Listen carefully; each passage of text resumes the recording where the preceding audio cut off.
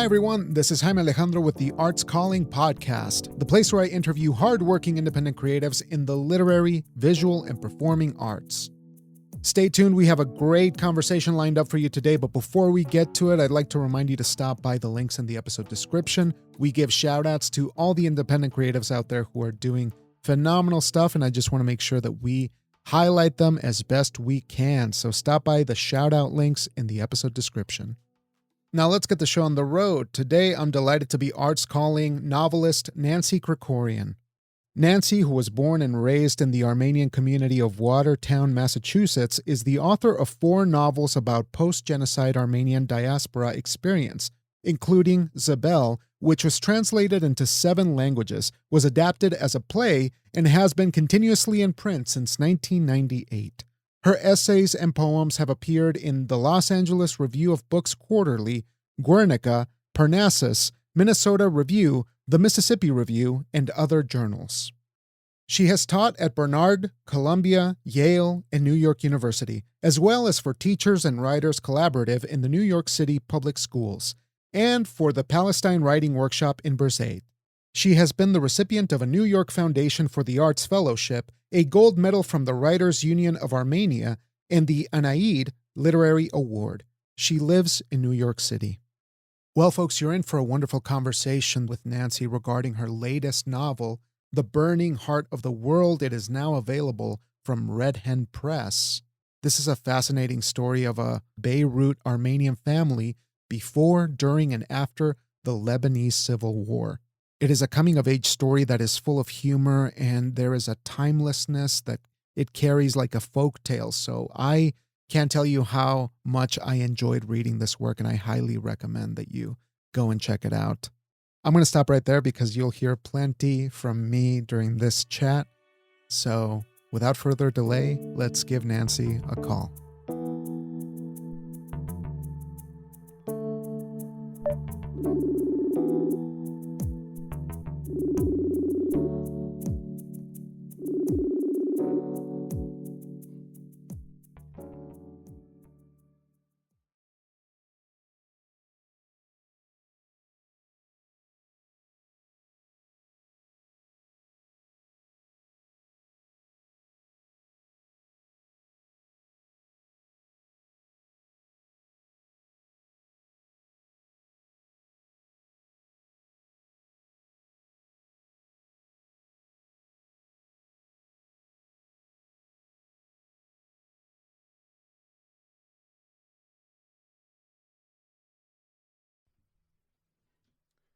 Hello, hello. Is anybody there?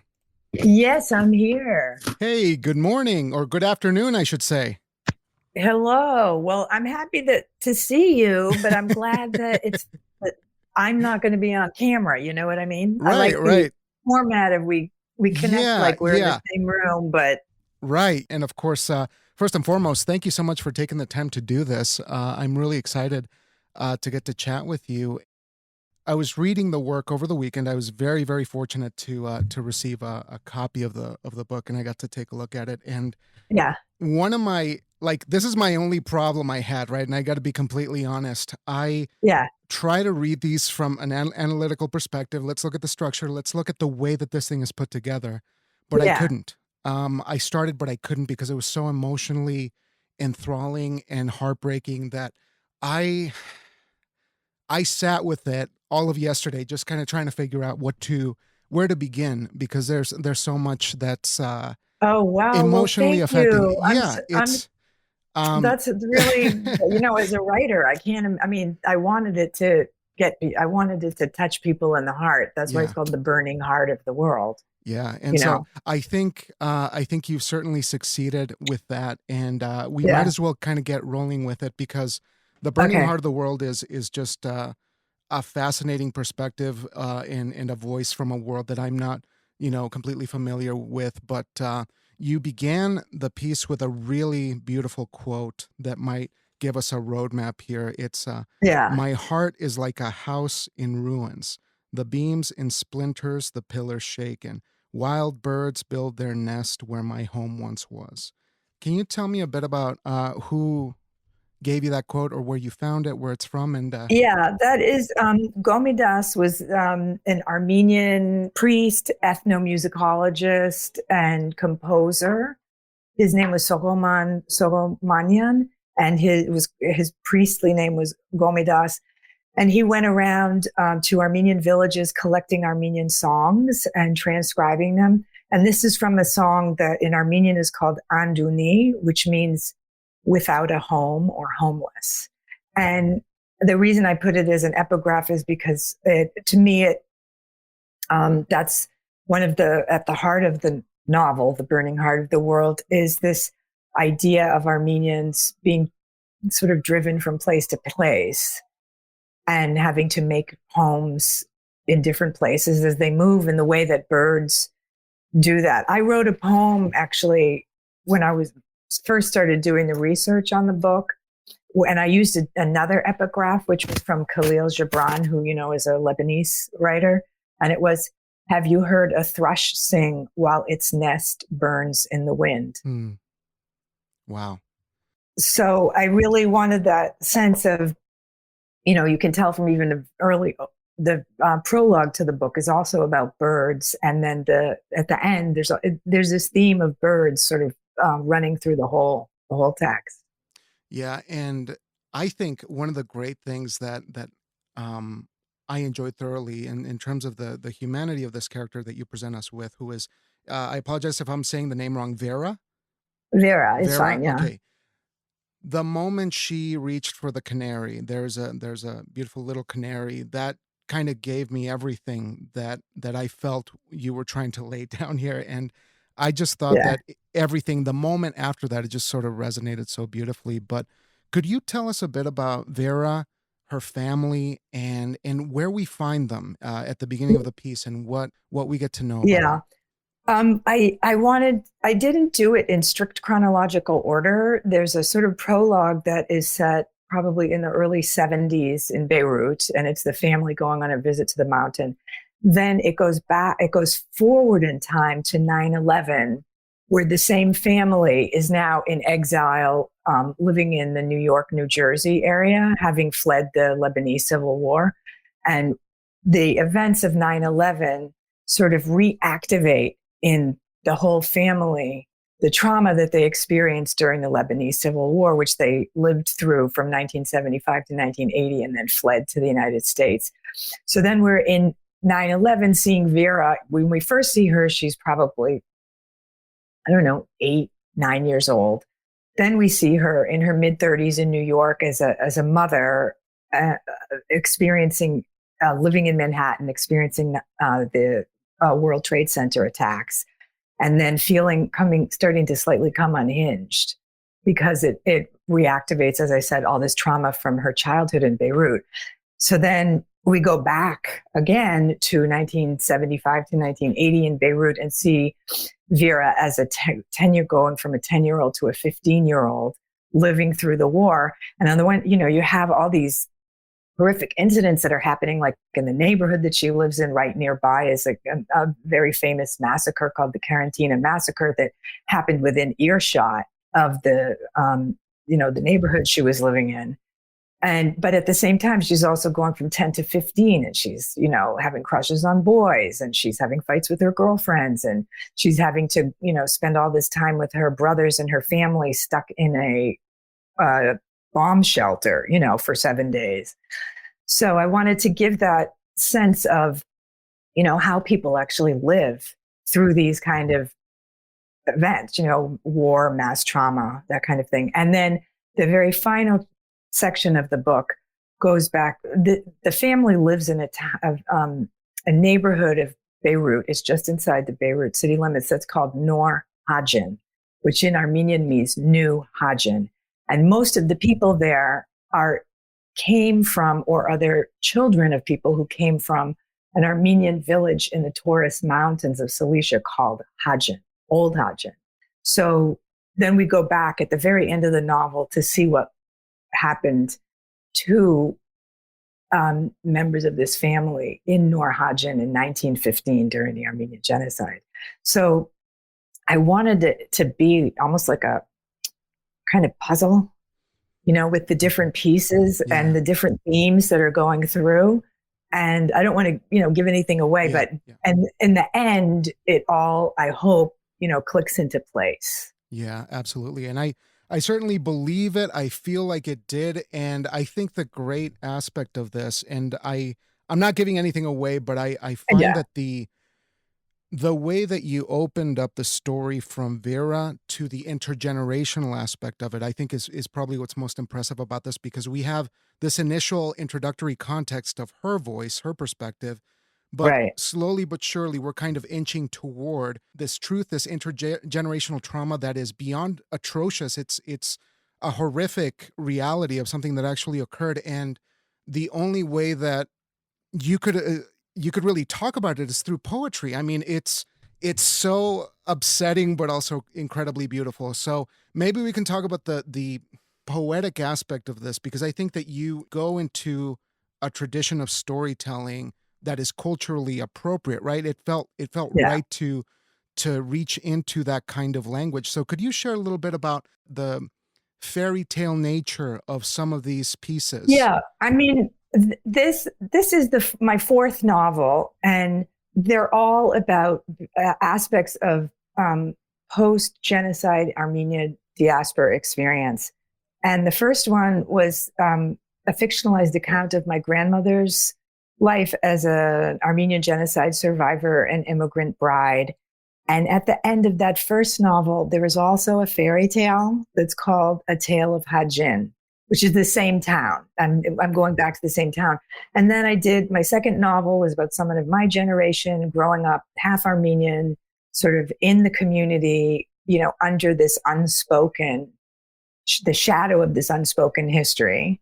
And then the third one was Armenians in Paris during World War II, during the occupation. And now we come back again here to The Burning Heart of the World, the fourth one, and it now feels like a sort of quartet. And so that fairy tale quality that existed in the first novel, Zabelle, comes back again here. And not only does the fairy tale, the tone, the fabular tone come back, but also Hajin comes back. And my grandmother was actually born in a city that's on the Mediterranean called Mersin, which is in Turkey now, but her whole family came from Hajin, which was this town up in the Taurus Mountains. So I wanted to, and I read, while I was working on this novel, The Burning Heart of the World, I read dozens and dozens of Armenian folktales. And there was, I found a lot of inspiration in both the tone and the themes. And there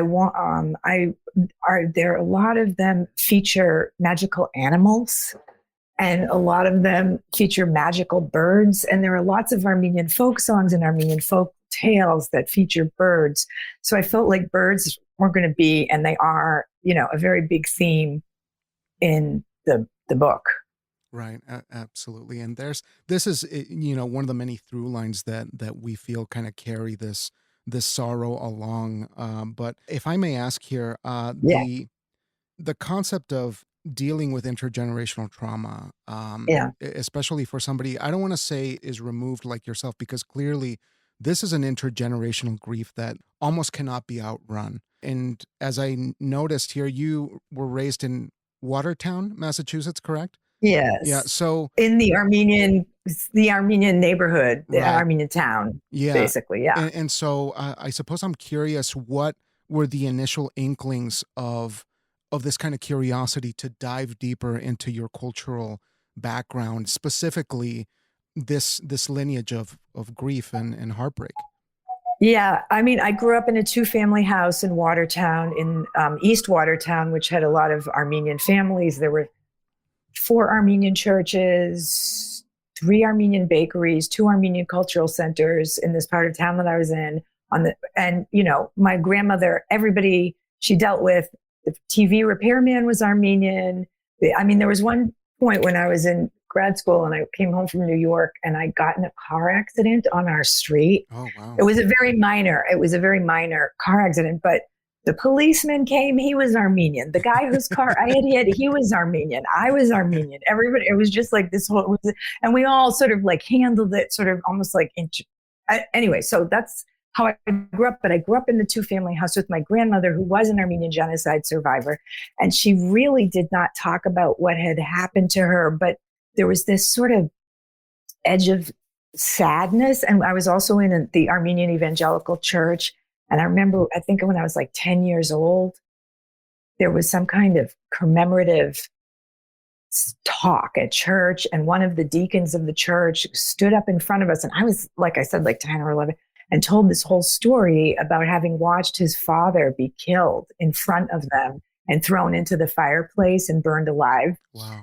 And it was weird because we didn't really talk about it. It wasn't something that was part of regular discourse, but it was sort of this horrible thing just sort of erupted, and then it just went back down under. And there's a line in my first novel where the main character Zabelle says, "We never spoke of those times, but they were like the smell of dead and rotting animals behind the walls of our house."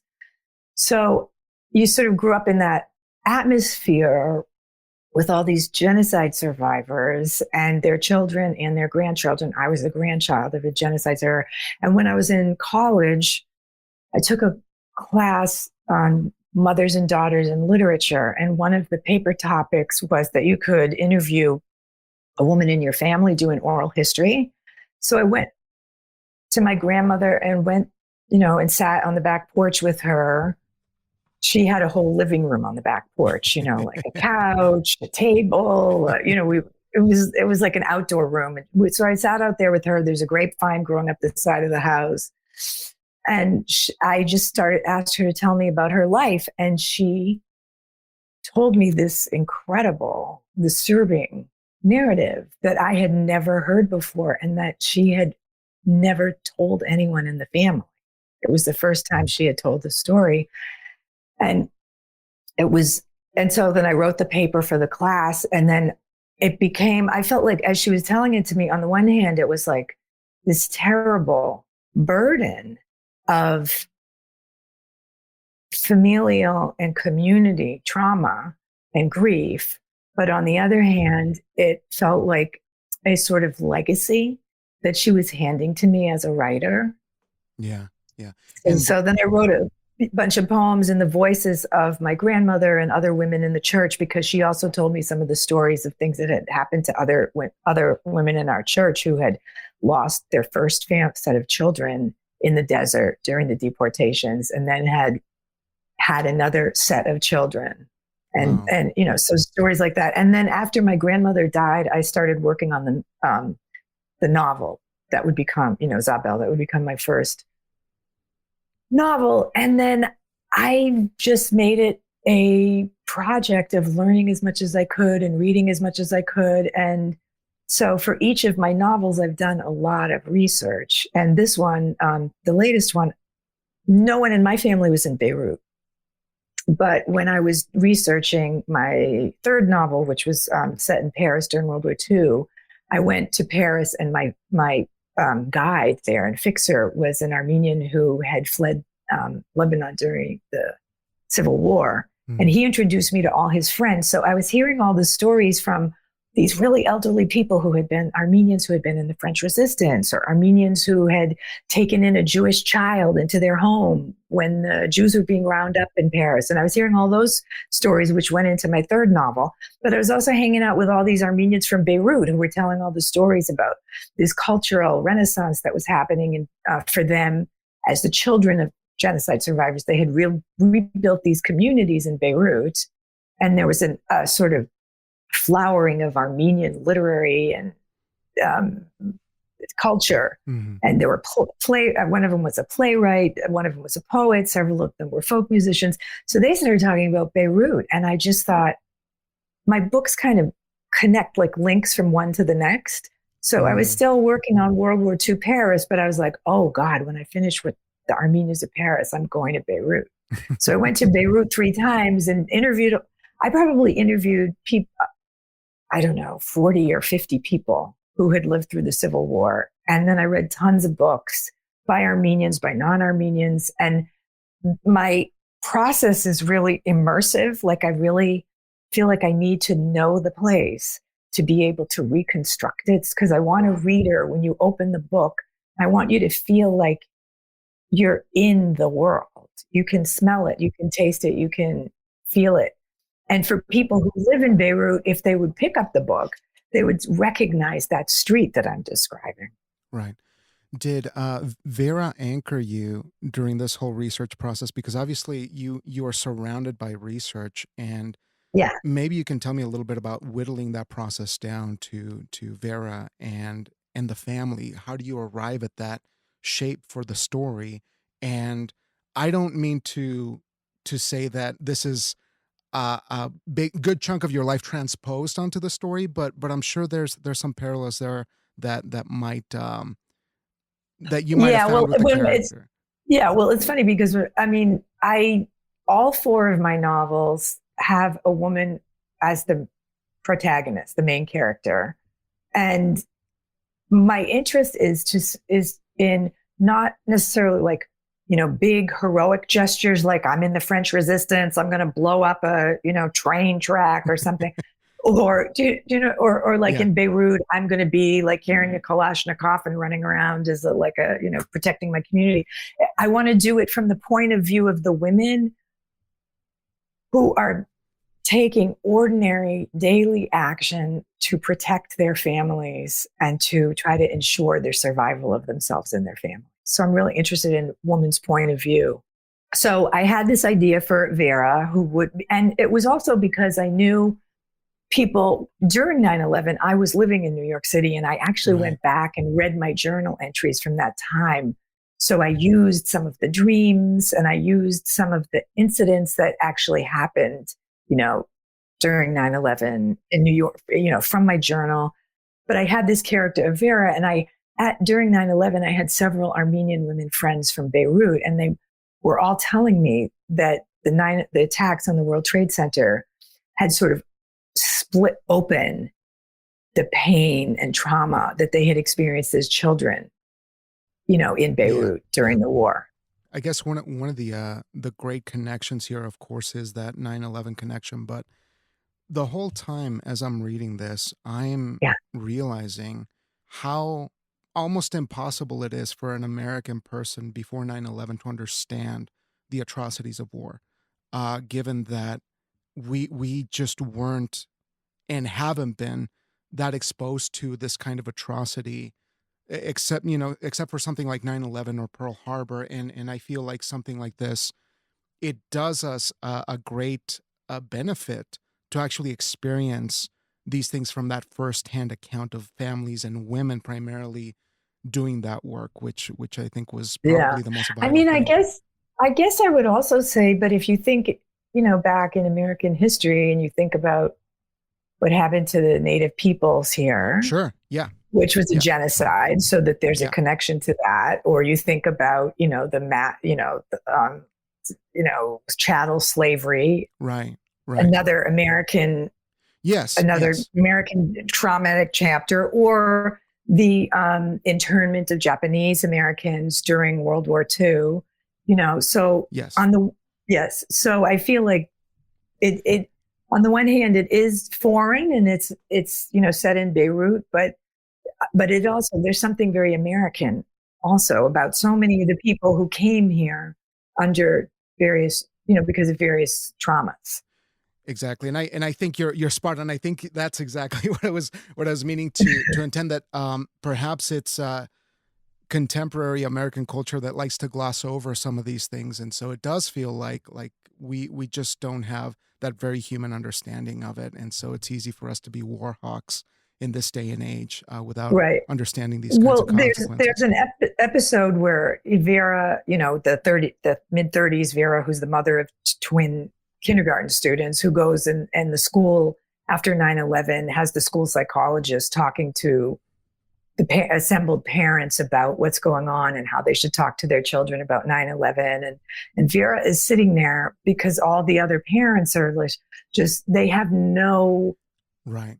concept, or and their way of understanding it she finds is so narrow and provincial, parochial. Yeah.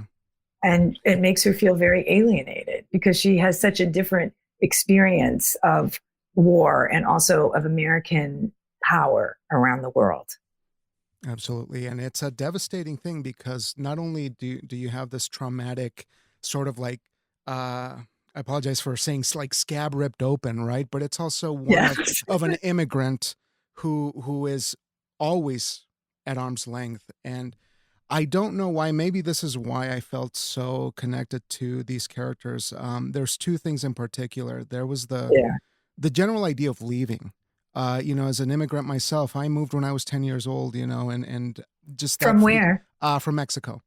I Uh, was, yeah, which of course is nothing close to the kind of trauma experienced by somebody who's seeking asylum or somebody who's escaping a war situation. But the sort of undertone of finding another place, another home was very was very moving to me. And the idea of leaving a grandmother behind or a loved one I mean, that was such an intense core to the story that I'm still thinking about. And I think that's my favorite scene in the piece, where they're together and yeah. they share those And one of moments. my favorite things is when the grandmother says to her, because she's trying to persuade the grandmother to come with them, and the grandmother says this Armenian proverb, exile is a burning shirt I will never wear again.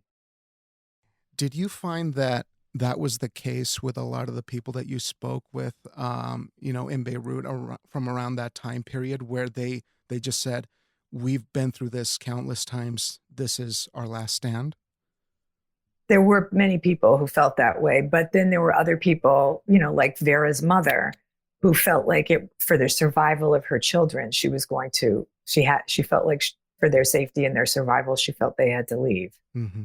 So, Right. and Right. there was this sense of also the people who were leaving and the people who stayed behind. I talked to some people who didn't leave, who stayed there, who were still there in Beirut, who felt very betrayed by the people who Mm. left. Wow. Do you find that in the American enclave of like the diaspora, do you feel like that's still the case where there is a lot of that lingering to this day? Resentment, you mean? Yeah. Yeah. Um, I don't know. I think that there's still this real existential fear in the Armenian community about, they had the thing which is called, the genocide, and then what they called the white genocide was what the effects of assimilation over time. That is, people, you Oh, know, right. over generations, they would lose their Armenianness, they would lose the language, they would lose their connection to their history and their, where they came from. But I just do want to say one thing. I hope that you found a little humor in the book. Oh, of It course, wasn't of like, course. yeah, So okay. let's It get to it wasn't just because like, I it got wasn't like 25 handkerchiefs. There were actually some jokes. There was yeah, well, actually, you know what I mean? let's go back to the initial impression that I had of the piece, Yeah. which is that when you're telling a story from a younger perspective and that protagonist is in the process of discovery, there is so much beauty there in the family. And I had quite a few laughs. So let me start there Okay. again. Let's do a reset there because Yeah. Yeah. I loved her observations, especially when she went to school, and you could see that there was that sort of like hierarchy of the popular kids, but then kids being kids and sneaking around and not doing what they're supposed to do. And it's so humanizing, really funny. And the fact that they were able to find that kind of humor in such a horrible situation just perhaps proves the point, right? That you do everything you can to get by in a horrible Yeah. situation And like it was that. very funny because I remember talking to a friend of mine who had been there during the war and said, well, we had a lot of fun because they canceled school all the time. So we just got to like hang out with our friends and play. Every time the fighting would start, they'd cancel school and then we'd just hang out with our friends. Or when we had to go to the bomb shelter, it was much better than staying at home just with our family. Because when we were in Right. the bomb shelter, all our friends were there. And, it was just the idea, and one of them said to me, I couldn't really see it from my mother's perspective, who was Mhm. worried about our safety. We were just like, oh, great, we're in the bomb shelter. We can play dolls together and, like have fun. Yeah, and I can imagine. I mean, even as my son is 12, but I could see shades of Armin, the independent one, who was like, I'm ready to go. I'm ready to go and live my life, and you guys do what you Right. want. Armin with his bullet collection and carrying finding an unexploded grenade that he's carrying around, showing all the other boys. I feel like I went into dad mode when I was like, he what? And then I love it because then the boys say, because Vera's like, you better get rid of that grenade or I'm going to tell your mother. I'm going to tell on you. And the boys are like, oh, girls ruin all the fun, Yeah, I think I love Dad's reaction more than anything, where he said, well, everyone's got, a bullet collection. Yeah.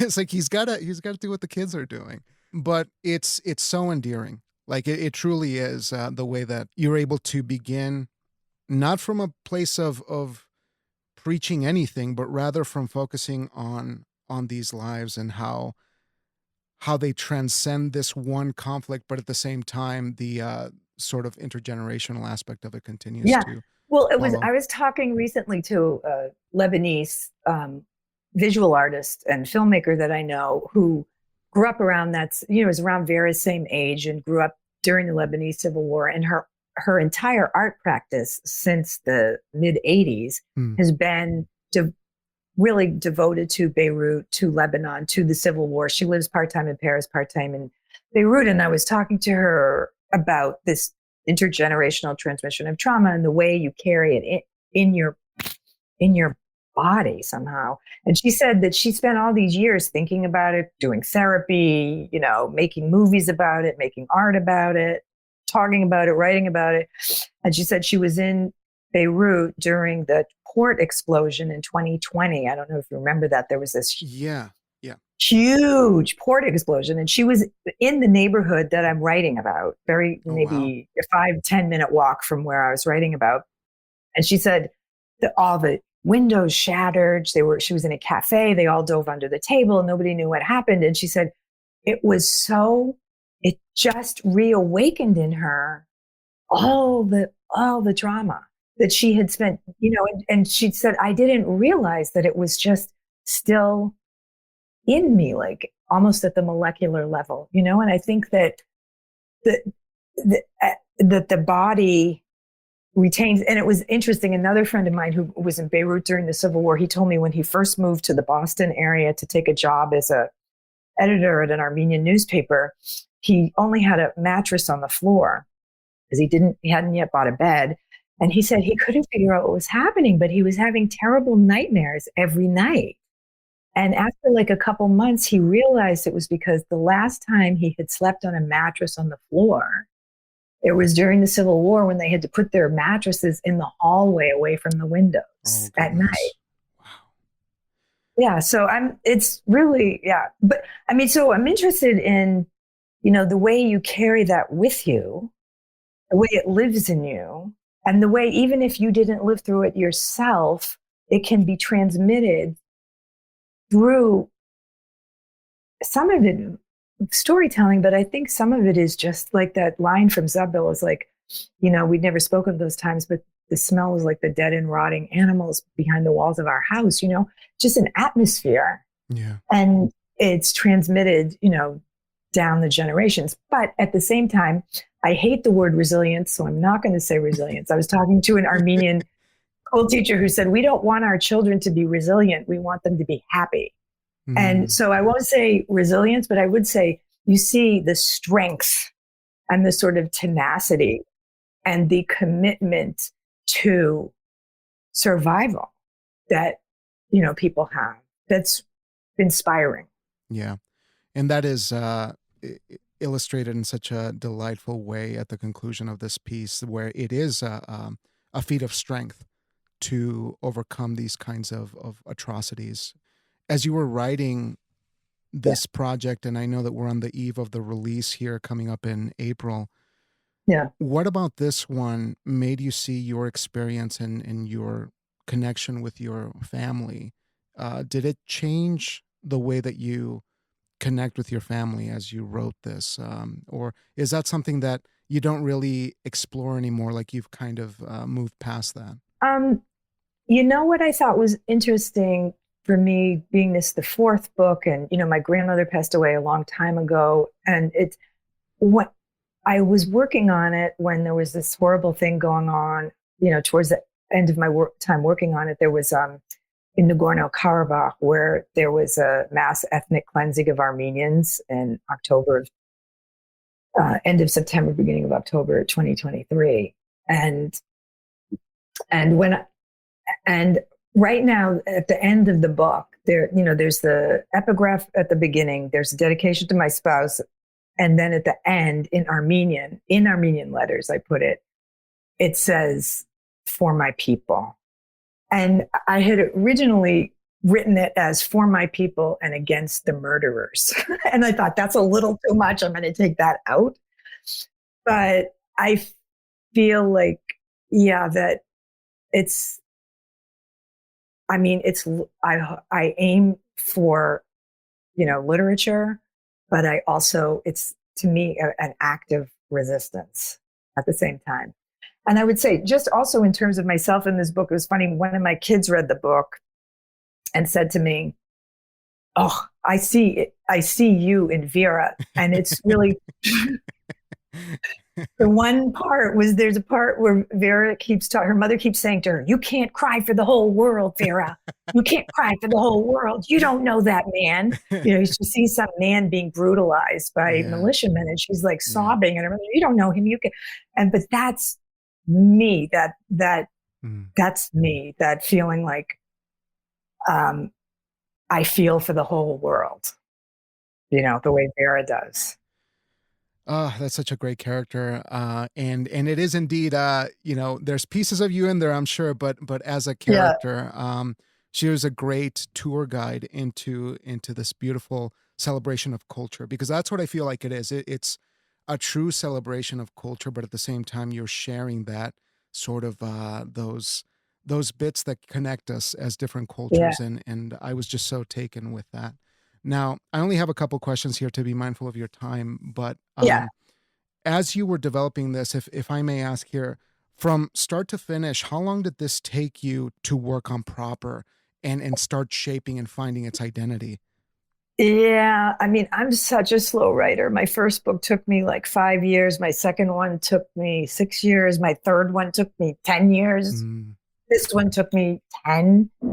Also, I'm very, very slow. I do a lot of other stuff as well, but also I think the last two, the one in Paris during World War II, and then this one, Beirut during the Civil War, I had to do so much research. And because of that need, like, I actually went to Beirut 3 times. It was only the third time that I felt like I knew exactly where my family lived, like which house in which street, and where the church was and where the doctor's office was, and like all of that. Like, I walked that neighborhood so many times until I knew it. This is a random question, but like, for example, when you're looking at a house and it just struck you, like what was it about that house that made sense to you? I wanted it because the neighborhood that I chose was a very small Armenian village. It was like 4 blocks long and 3 blocks deep. And everybody everybody was Armenian in there. In that, it was like they had reproduced their village. And so I was walking around and I thought, well, I want the house to be, there were multi-story buildings with multiple units, and I wanted them to be in a single family house. So I just walked around looking at the houses until I found one that I thought, oh, this is where they live. And then a friend who grew up in the neighborhood was able to take me inside, not that house, but a couple of the other houses. So I got a sense of what the layout was like, because they were built fairly similarly. And so I had this whole layout in my head for the house, and where the windows were, and where, because that was a very big deal during the war, was that you had to find a space where there were no windows. When there was, missiles flying and shooting going on, you had to be away from the windows. So I needed to visualize this whole thing in my head. Was there a a language barrier, or how did you feel when you Yeah, arrived I mean, there? I feel I will be. This is my guilt. Armenians always have guilt. This is my guilt: is that my Armenian is not very good. It's not. I can do, like a basic kitchen conversation or Uh-huh. order off a menu or something, but I couldn't have an extensive conversation. But one of the things is I am fluent in French, Mm. so a lot of the Armenians of that generation knew French. They spoke French, Armenian, and Arabic and English, and usually it's a fifth language. They were incredible. So, but Yeah. So you were able to sort of connect with them directly and yeah, sort of yeah. get some additional details. And of course, I don't know if that really makes a difference if you're communicating through the translator or actually just having these one-on-one Well, conversations. one of the women did yell at me and said to me, what kind of Armenian are you? You don't speak Armenian, fluent Armenian. And I was Oh like, but I no. can read and write at a third grade Oh, level. Does that count? oh man, you'll always find Because those. Armenian has its own separate alphabet. It's like a So, when did you know the work was ready? As you were working on it, what makes you feel like it's at a point where it can be put out into the world? I think it was, I'm very lucky. I have a really good literary agent, and my spouse is also a writer. He does more screenwriting, but he's like a really good editor, and as is my agent. So did a number of I did a couple of drafts on my own, and then I showed it to my spouse and I showed it to my agent, and they have suggestions, and I did, more work on it. And even when, it's being published by Red Hen Press, Kate Gale is the editor, and she read it, and she just had a couple more suggestions. So I did another pass. That wasn't anything structural. It was just, Mhm. a few things she thought should be fleshed out, that kind of thing. Right. So And logistically, what would you say was the hardest part of the narrative that you had to fix? What was the thing that gave you the most trouble? If you may share how you went about fixing that on a technical level. yeah, I'll tell you, I think one of the hardest things was that whole 9/11 section, because I had lived through that myself. And I ended up interjecting too much of myself and of my own experience into that part. And so I had to go back over it and think, listen, this is not Nancy, this is Vera. And, you know, pulling stuff out that was not true to that character, that was like things of my own that somehow got in there. So Mhm. that was a little bit of a struggle. Yeah, and I can tell that you kind of smoothed over that because it wasn't like you sort of like took the story over or anything. There was a very gradual descent deeper and deeper into the family that was just so lovely. Um, Yeah, thank you. you're kind of looking at it in the rear view mirror. It's been completed, but Right. what are the primary things that you're hoping to share with the reader? I mean, yeah, I think it's multiple goals. I mean, one of them is I feel like nobody has really written this story, the Civil War, from the Armenian point of view, like a novel. That to my mind, I read a lot of narratives, a lot of memoirs, and a lot of novels. So I wanted to do that. I mean, I always feel like, of course, even from my first book, even, you want to reach people, whatever people who read literary fiction, like whoever reads literary fiction. It's not, but when I'm writing, I'm, I'm writing for my community and to my community. And people are like, oh, but you don't want to be so narrow. It's like, I don't feel like that's narrow. I feel like that's a whole world. And then if other people, and I hope, other people from other communities who have similar trajectories will find resonance there. But that's part of what I'm doing, I Right. think. I certainly believe so. And lastly, here, as you know, as everyone knows, we live in a very contentious, extremist, very polemic time to exist in. Yeah. And I tend to ask folks that I talk to what they do to sustain, to nourish their quality of life. It doesn't even have to be anything art related, but what are the things that sustain you and keep you going for the long haul as a person and as an artist? Yeah. I mean, I weirdly, partly for the research of this book, I started bird watching. I felt like I really wanted birds to be sort of centrally, like woven through the whole book. So I was like, I need to know more about birds. So I started taking bird watching classes I live in New York City, in Central Park. You wouldn't believe it, but Central Park is one of the top birding locations in the country during spring and fall migration, because all the birds that are going, from south to north or north to south, as they're flying, they come along the Atlantic Flyway and they look down and they go, oh, there's a big park there. And they land in Central Park. So you have this like incredible concentration of birds. So I still do that, like bird watching, which I really love. And I do gardening and baking, and I do a lot of, I also do some political organizing, which sustains me through my connection to other people who share my values. So those are kind of, and then during the pandemic, for some reason, I got into mushroom foraging. Oh, so I've been taking classes, and I signed up. I'm going to actually take a mushroom foraging certification class in May, where they're going to, because I've started foraging them and then feeding the people, like we have chanterelles and we have black trumpets and we have this. I'm finding them, out in the woods, but I want to make sure I don't poison anybody. So I'm going to take this class and get certified.